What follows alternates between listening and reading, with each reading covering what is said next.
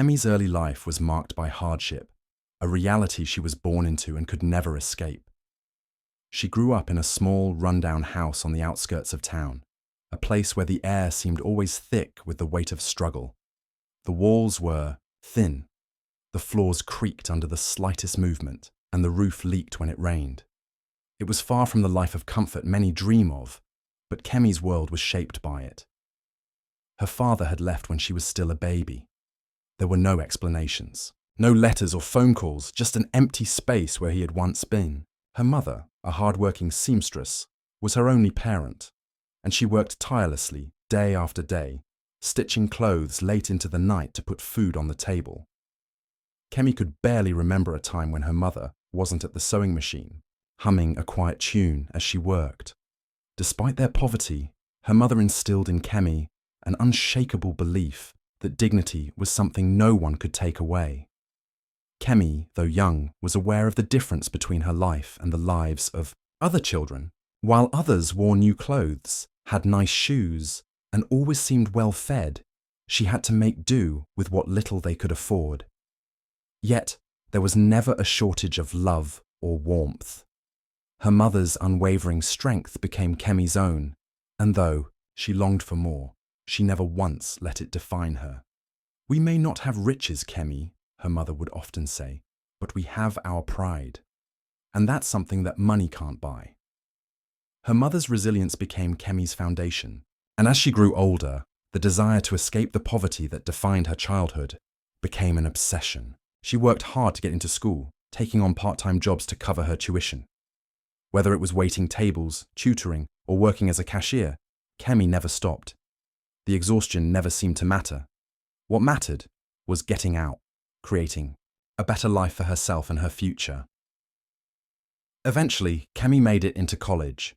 It wasn't easy. There were moments of doubt, moments when the weight of it all seemed unbearable. But she pushed forward. Her mother's encouragement was always in her ear. "You've got fire in you, Kemi. Don't let anything stop you." It was that fire that kept her going through sleepless nights and never-ending days. She finished college with a degree, working her way through the hardest years of her life, not only surviving, but thriving. After college, Kemi married.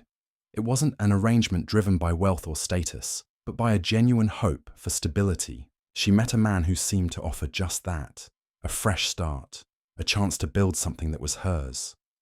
Soon enough, they had a child together, Henry, and for a time, Kemi thought she had found her happily ever after. But like so many stories, this one took a sharp, unexpected turn.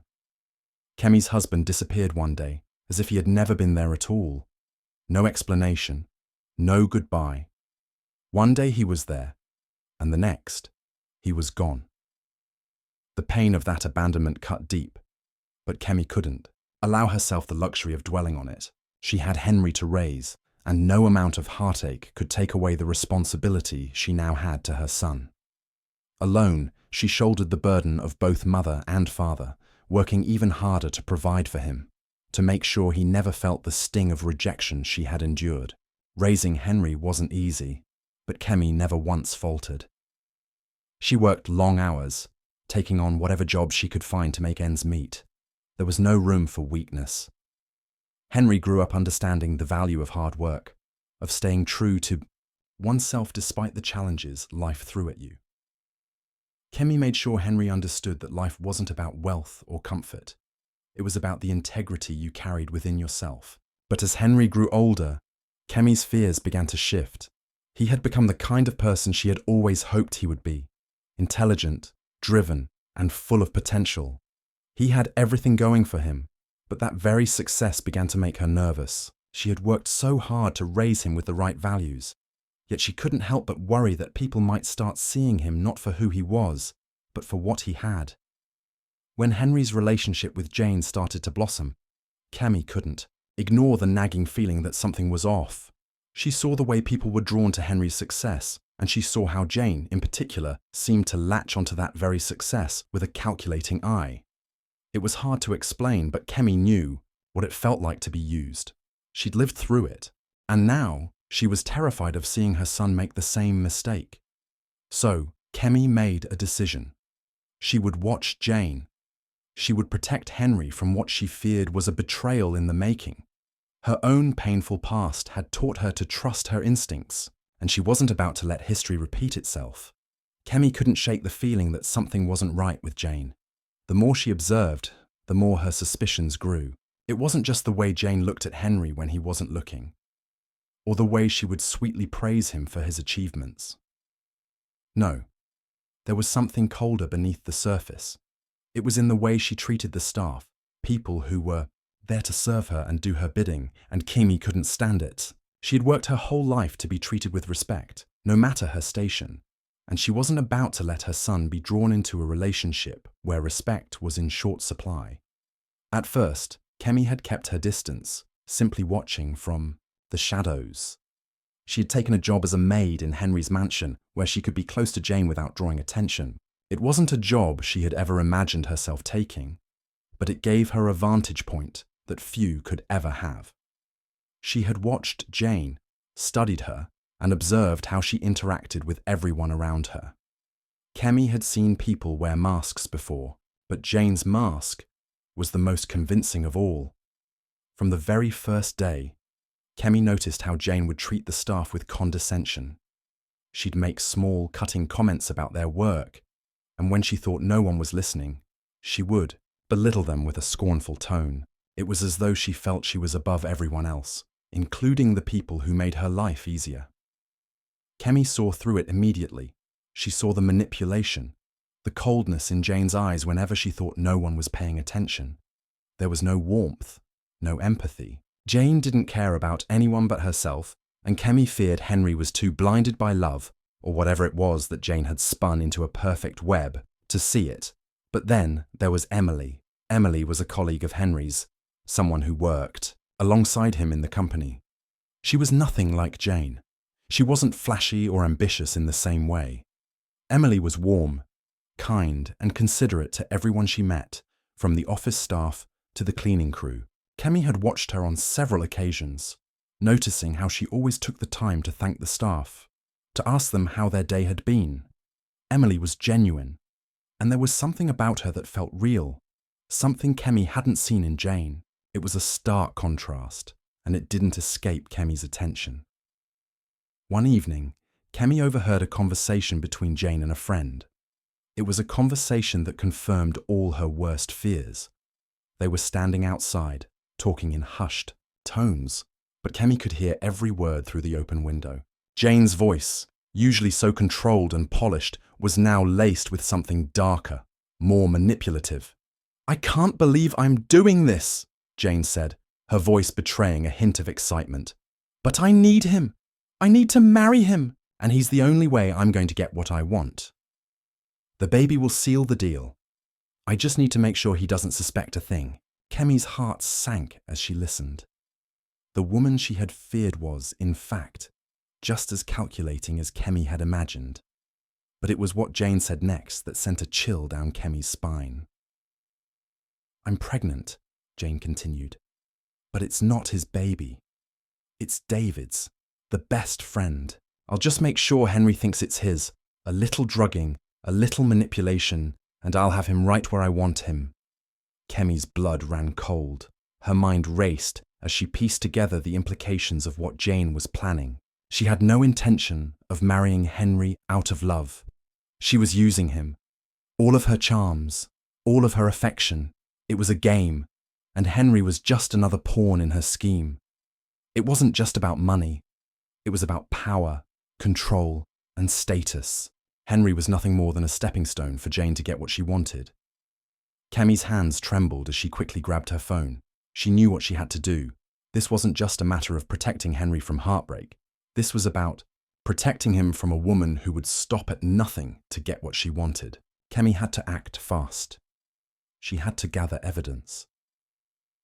That night, after making sure Jane had gone to bed, Kemi found the room where she had left her phone recorder running. She played back the conversation, her heart pounding as she listened to the clear, damning words.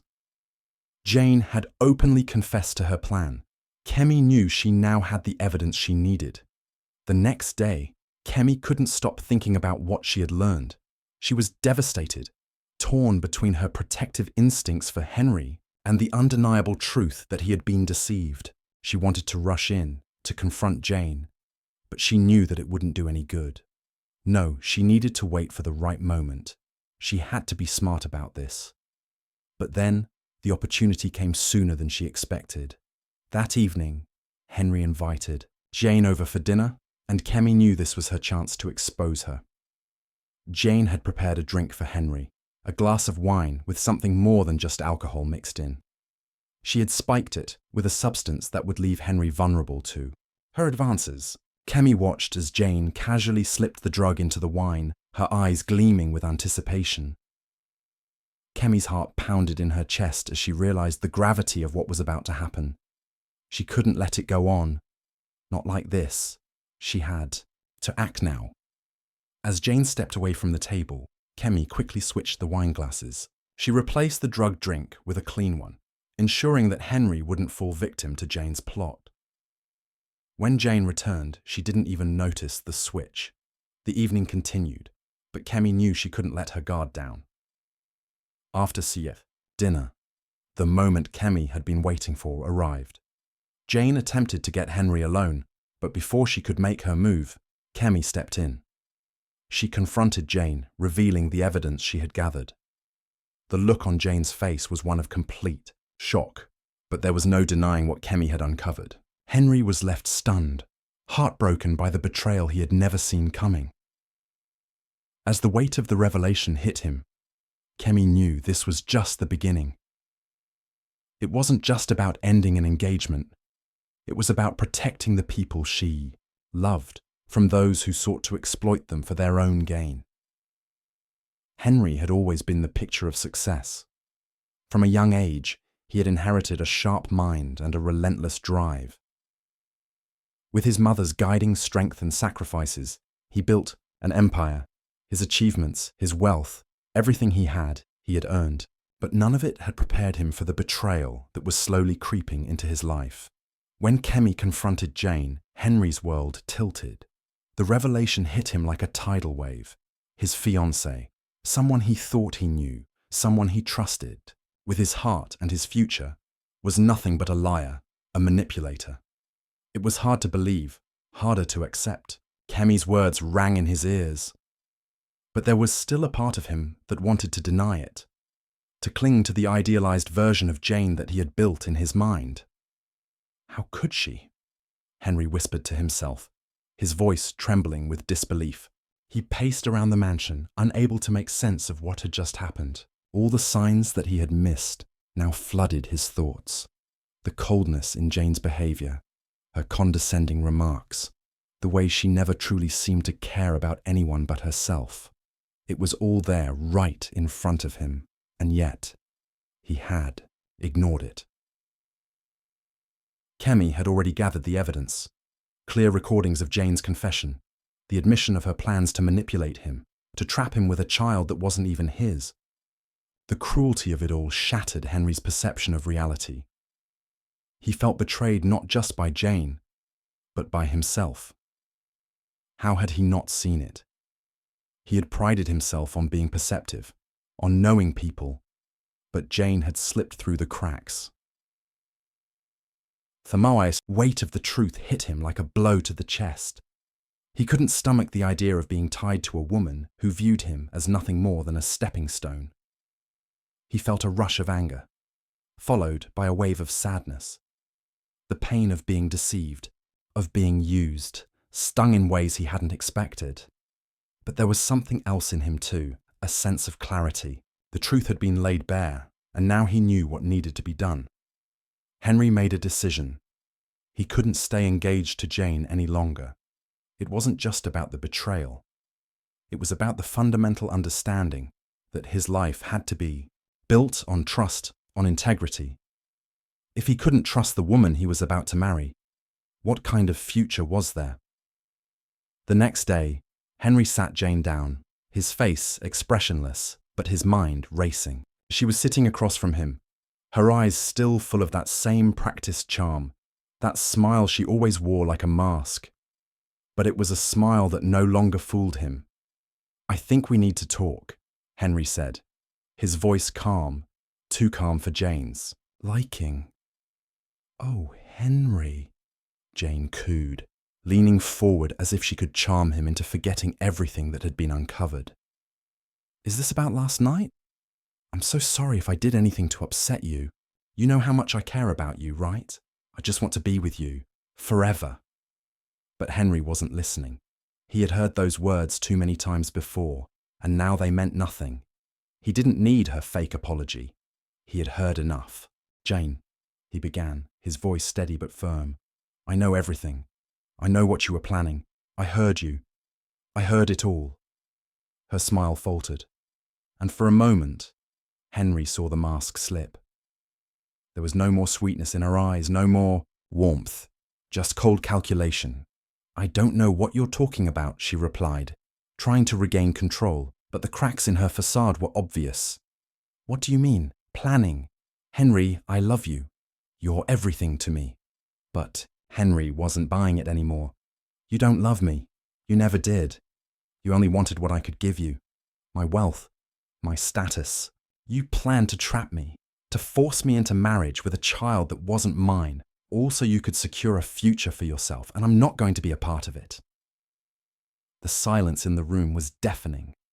Jane's face paled, and for the first time, Henry saw fear in her eyes. It was a fleeting moment, but it was enough.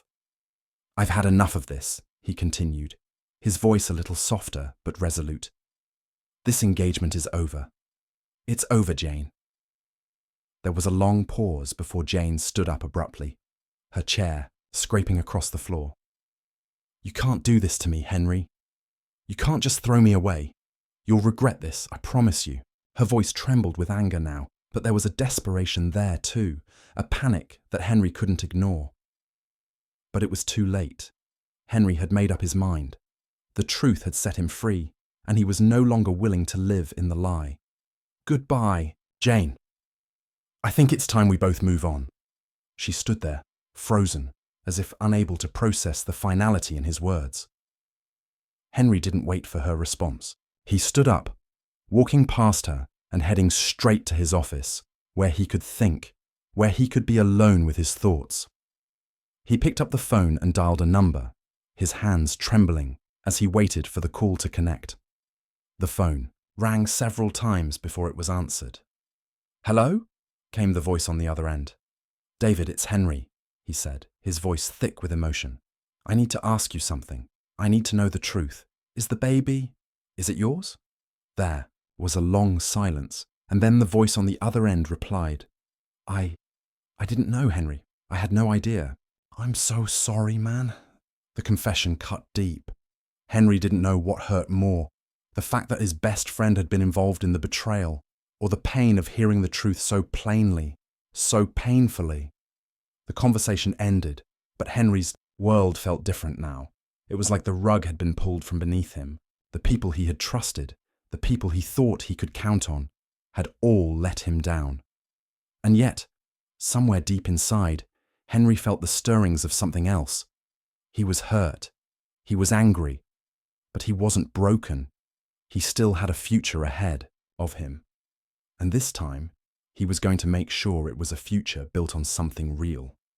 The days following the confrontation with Jane felt like a blur. Henry found himself drifting between the halls of his mansion, his mind consumed by the wreckage left behind. He had never imagined that his life could be torn apart so suddenly by the people he had trusted the most. But now, with Jane out of his life and the weight of betrayal settling heavily on his shoulders, he had a difficult choice ahead of him. There was something comforting in the silence of the mansion, now that Jane was gone. No longer was there the false sweetness in her voice, the pretentious compliments, or the constant demands for attention. In the stillness, Henry had time to think. He had time to process everything that had happened, and to question his own choices. One thing became abundantly clear. He needed to be more careful, not just with his relationships, but with everything. His wealth, his status, his power. It had all led him down a path that, while lucrative, had clouded his judgment. His trust had been betrayed, and now He wasn't sure who he could trust anymore. That's when Emily came to mind. She had always been there, quietly in the background of his life, a steady presence at work. Emily was a colleague, someone who worked in his company. She was competent, dedicated, and most importantly, kind. She treated everyone equally, from the CEO to the janitor. She had a warmth to her that felt genuine, unlike Jane's carefully constructed charm. Emily's laughter was a refreshing contrast to the coldness that had surrounded him for so long. Henry had always admired Emily's character, but he had never truly gotten to know her. She was different from the women who typically surrounded him, different from the ones who only saw him as a means to an end. And that thought brought him to a painful realization. He couldn't trust himself anymore. His wealth and status had always attracted people who were interested in what he could give them, not who he truly was. A part of him longed for a connection that wasn't tainted by ulterior motives, a relationship where his worth wasn't measured by his bank account or the title on his business card. But how could he be sure?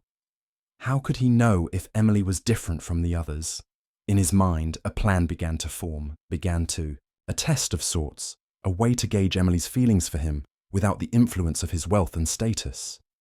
He would remove all the trappings of his life that defined him, all the things that could cloud her judgment. He would pretend to have lost everything, his fortune, his power, his influence, and see if she would still care about him for who he truly was. It was a risky move and one that could backfire, but Henry didn't see another way. He needed to know.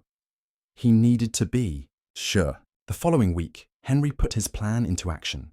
He began by pulling strings behind the scenes, making sure that all visible signs of his wealth were erased. The grand car he drove was traded for a more modest one, and he moved into a smaller, less luxurious apartment in the city. He made sure no one knew about the changes he'd made, least of all, Emily. For the first time in years, he lived a life of anonymity. No fancy dinners, no exclusive events, no extravagant trips. He cut off all the people who were drawn to him because of his wealth, isolating himself from the world he had known. Emily noticed the change immediately. At the office, Henry kept to himself, working quietly, keeping his head down. He didn't seek out attention, didn't flaunt his previous lifestyle. He simply existed, trying to see if Emily would approach him out of genuine interest. He wasn't sure what to expect, but he couldn't help but feel nervous. This was a test of his own making, and the stakes were high. It didn't take long for Emily to notice the shift. Her curiosity led her to approach him one morning in the office kitchen. "Henry, is everything okay?" she asked, her voice gentle but concerned. "You've been different lately. I mean, you're not exactly yourself. You're not out there with the team like usual." Henry looked up from his coffee, surprised by her concern.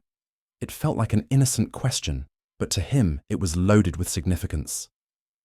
He wasn't sure if this was her genuine curiosity, or just another surface-level observation, but he decided to answer her honestly. "I've been going through some personal stuff," Henry replied, keeping his tone neutral. "Just needed to step back for a while.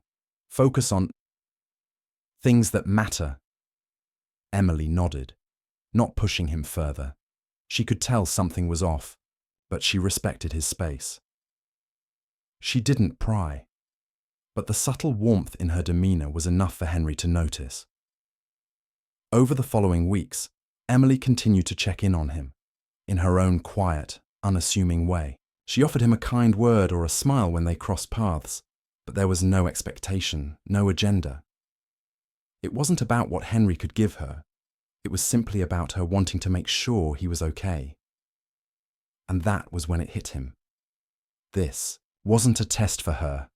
It was a test for him. As the days passed, Henry began to see the truth in her actions. She didn't need his wealth. She didn't need his status. She didn't care about the things that had once defined him. What mattered to Emily was who he was as a person, and that realization filled him with a sense of relief. something he hadn't felt in a long time, but it also filled him with guilt. Guilt for the test he had put her through, guilt for doubting her in the first place. And so, one evening, after a long day at work, Henry decided it was time to come clean. "Emily, there's something I need to tell you," he said, his voice steady but laced with uncertainty. "I've been pretending that I've lost everything, my wealth, my status. I didn't want you to see me as just a rich guy. I needed to know if you cared about me for who I really am and not what I have." Emily looked at him, her expression unreadable for a moment. Then, a small smile tugged at the corner of her lips. "Henry," she said softly, "I don't care about all that. I care about you, not the money or the status, just you." The weight that lifted from Henry's chest in that moment was immense. He had his answer. Emily's feelings were genuine, and it was a relief beyond words. But there was still one thing left to do. Henry had hurt her by testing her in such a way, and he owed her an apology. "I'm sorry, Emily," he said, his voice full of sincerity. "I shouldn't have done that to you. I hurt you, and I regret it." She took a deep breath, her eyes meeting his. "It's okay, Henry. I understand why you did it, but I'm just glad we're past it." In that moment, Henry knew that he had found someone who valued him for who he was, someone who wasn't swayed by the superficial things that had once dominated his life. And as he looked into her eyes, he knew he had made the right decision. This was the person he had been waiting for, the kind-hearted, genuine woman who had shown him that love, trust, and integrity still existed, even in a world that often seemed so driven by money and power. The test was over, and Henry was ready to move forward, knowing that this time he was making the right choice. Henry sat alone in his apartment, staring out of the window at the city lights below. The noise of the city seemed so far away, drowned out by the turmoil inside him. After everything he'd been through, he was finally beginning to see the world, and himself, differently. He had been so blind, so consumed by the image of who he thought he should be, that he had failed to recognize what truly mattered. His thoughts drifted back to his mother, Kemi. She had always been the one to remind him of the value of integrity, of doing the right thing, no matter the cost. She had always warned him about the dangers of wealth and power, of how it could distort relationships and bring out the worst in people. Now, as Henry looked at the mess of his own life, he realized just how right she had been. But there was something else his mother had taught him, something he had always taken for granted. She had shown him the power of love, the importance of genuine connections, and the strength that comes from staying true to oneself. Even in the hardest of times, when she had nothing, she had never lost her sense of dignity. She had always believed that love was the most important thing, that it could overcome anything. And that was what he had found in Emily. But as he reflected on everything, one thing still weighed heavily on his heart: the way he had treated her during the test. It was cruel, unfair. He had put her through something that no one should have to go through. She had every right to be angry, to walk away. And yet, she had stayed. She had chosen him, despite his deceit. That was something he could never take for granted.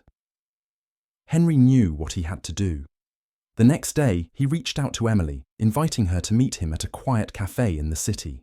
He wasn't sure how she would react, but he knew he had to speak to her face to face. There were too many unspoken words between them, and he needed to make things right.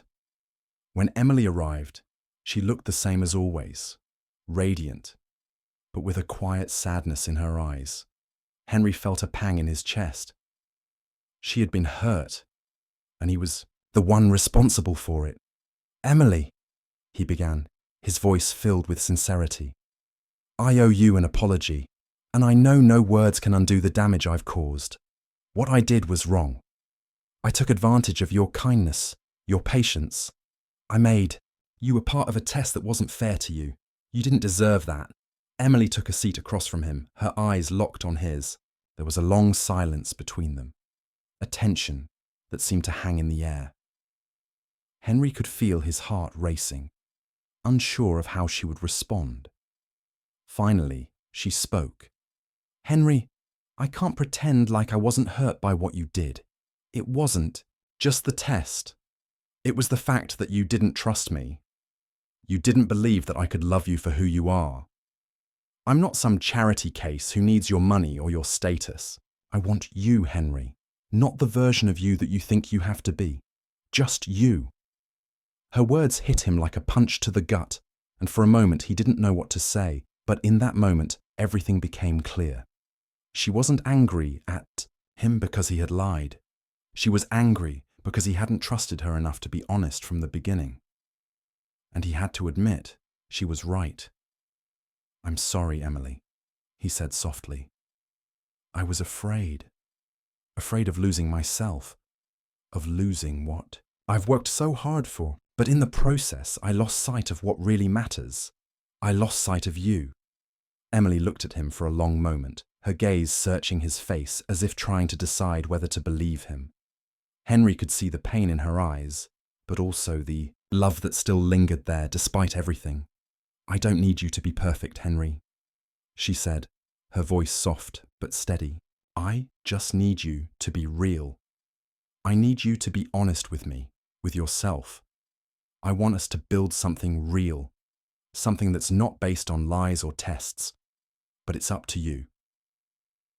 Henry nodded, the weight of her words settling in. He had been running from the truth for so long, pretending to be someone he wasn't. But now, sitting across from Emily, he realized that he didn't need to be anyone else. He didn't need to prove anything to anyone. All he needed to do was be himself, and that in itself was enough. I can't promise you that I'll be perfect, he said, his voice thick with emotion. But I can promise you that I'll be real, and I'll work every day to prove to you that I'm worthy of your trust. Emily reached across the table and took his hand, her touch warm and reassuring. That's all I need, Henry, all I've ever needed. In that moment, Henry knew that he had found something worth fighting for. He had learned that trust wasn't just about not lying. It was about being vulnerable, being open, and allowing someone else to see the real you. The good, the bad, and everything in between. And he was ready to give Emily that trust, to be the man she deserved. As they sat there, hand in hand, Henry realized that this was just the beginning. The road ahead wouldn't be easy, and there would be challenges to face, but for the first time in a long while, he felt hopeful. He had lost his way, but now he was on the right path, walking beside someone who truly cared about him, for who he was, and that was more than enough. The weeks following their conversation at the cafe were filled with a mix of healing and uncertainty. Henry and Emily were still finding their footing, trying to rebuild the trust that had been shaken by his actions, but Henry knew one thing for certain. He couldn't let her slip away. She was the one who had stood by him when everything else felt like it was crumbling. She had proven, without a doubt, that her love for him wasn't based on his wealth or status, but on who he truly was. Henry had always believed that wealth was a means to an end. It had been a shield to protect him from the vulnerabilities of real human connection. But now, standing by Emily's side, he realized how much he had been fooling himself. Money could buy comforts, it could offer security, but it couldn't buy love, honesty, or genuine connection. Those things had to be earned, built slowly over time with trust and respect, and those were the very things he needed to work on with Emily. One afternoon, as the autumn leaves began to turn golden outside his office, Henry received a call that shook him to his core. His financial advisor, Victor, informed him that there were significant discrepancies in the company's books. Millions of dollars had gone missing over the last few months, and the situation was growing dire. It was a mess Henry hadn't anticipated, a financial crisis that could wipe out everything he had worked for. His immediate reaction was a deep, suffocating panic. The thought of losing his wealth, his status, his empire, it was almost too much to bear.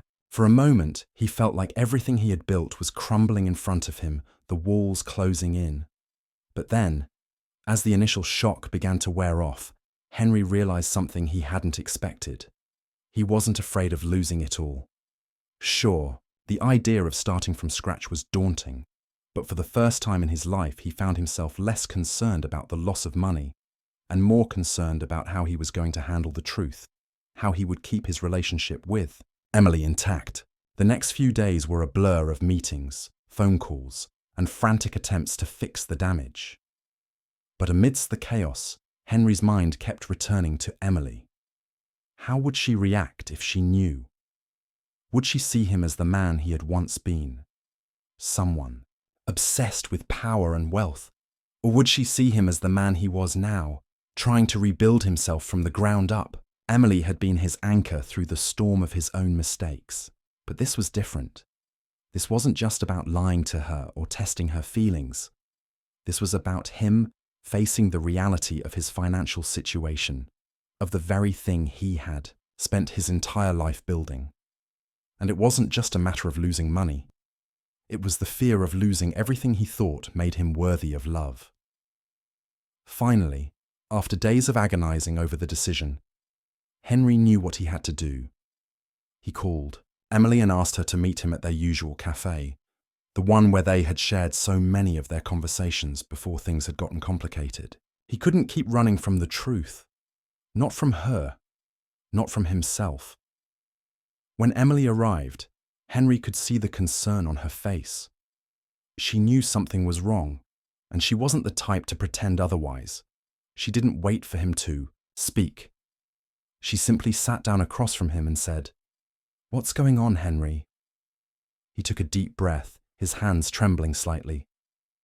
"I've made a mess of things, not just with you, but with everything." He paused, trying to find the right words. "I've always built my life around money, around status, and I thought that's what made me worth anything. But I'm starting to realize I've been looking at it all wrong." Emily didn't say anything at first. She just looked at him, as if she was trying to understand the weight of what he was saying. Henry continued, his voice barely above a whisper. "I've been lying to you, and I've been lying to myself.